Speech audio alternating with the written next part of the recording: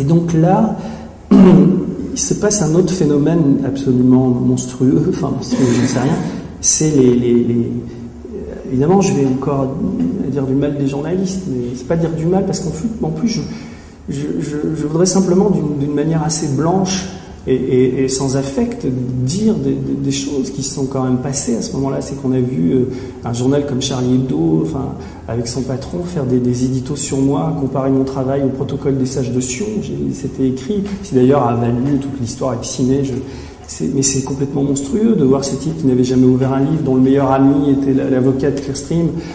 Tout ça était complètement édifiant, quoi. Et puis vous avez aussi le petit télégraphiste de l'histoire, le moustachu du Monde, qui donne des leçons de journalisme, qui lui est quand même allé voir les deux juges pour leur dire, vous savez, donc après ma mise en examen, vous savez... non, avant ma mise en examen, j'aurais dû en parler avant. Il y a un PV qui est sorti dans la presse où il va dire, donc il se constitue partie civile, et il va dire je ne veux dénoncer personne, mais le seul qui avait un intérêt de l'animosité contre moi, c'est Denis Robert, et je vois que lui, en gros, qu'il puisse mettre ce nom dans les listings, quoi. Aujourd'hui, il a honte, il nie tout ça, mais malheureusement, les PV existent. Ceci dit, voilà, la vie continue. Mais je veux dire, il y a eu, à un moment donné, une espèce de conjonction comme ça de phénomènes qui ont fait comment dire, que tout ça m'a fait vaciller sur un certain nombre vaciller seulement, parce que j'ai retrouvé ma place assez vite, grâce aux autres, grâce à mes amis, grâce à tout ça. Mais voilà, et donc la vie a continué évidemment jusqu'au procès. En même temps, le piège s'est refermé, mais pour moi, c'était aussi une sorte de pylône, quoi. C'est-à-dire que le tribunal va me relaxer complètement, et toute la stratégie mise en place par Clearstream et par leur avocat, qui consistait à m'associer à la falsification, parce que c'est pour ça aussi que j'ai commencé à perdre des procès, toute la stratégie mise en place par les journalistes qui me décrivaient comme quelqu'un ayant pu avoir un rôle dans tout ça, et ben c'est complètement effondré, heureusement. Et donc moi, ça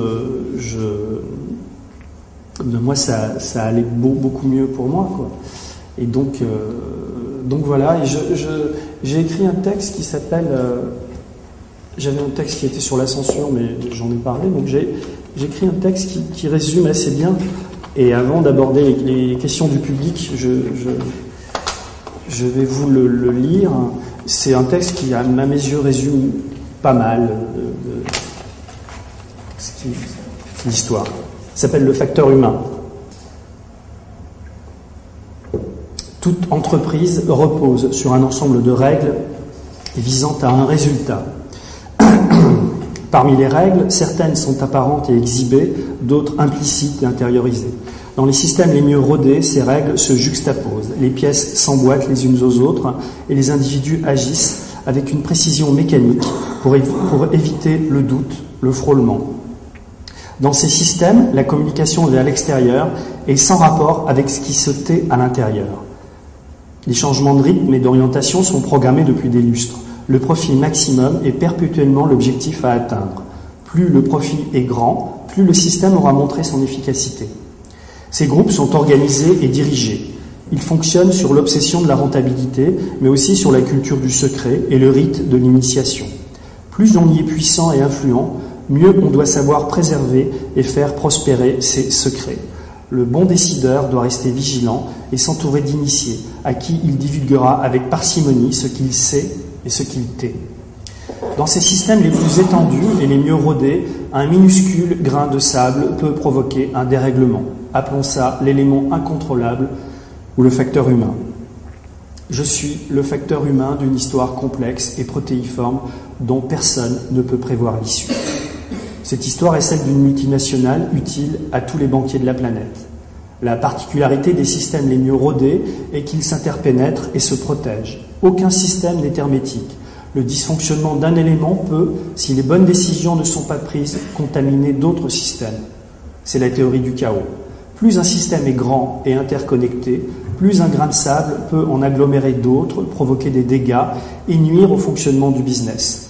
L'ennemi à abattre dans ce cas reste l'information. Plus celle-ci se propagera, plus le système sera en danger. Le boulot des décideurs est alors d'agir vite et discrètement. Ils doivent déterminer l'origine de l'agression, délimiter son ampleur, puis éliminer son ou ses auteurs. L'élimination n'est pas une fin en soi, elle n'est pas forcément physique et peut être symbolique. En cas d'impossibilité, le but sera de circonscrire l'agression, de neutraliser les agresseurs, d'interférer sur l'information et de jouer sur le facteur temps. Avec moi, ils en ont perdu beaucoup. Voilà.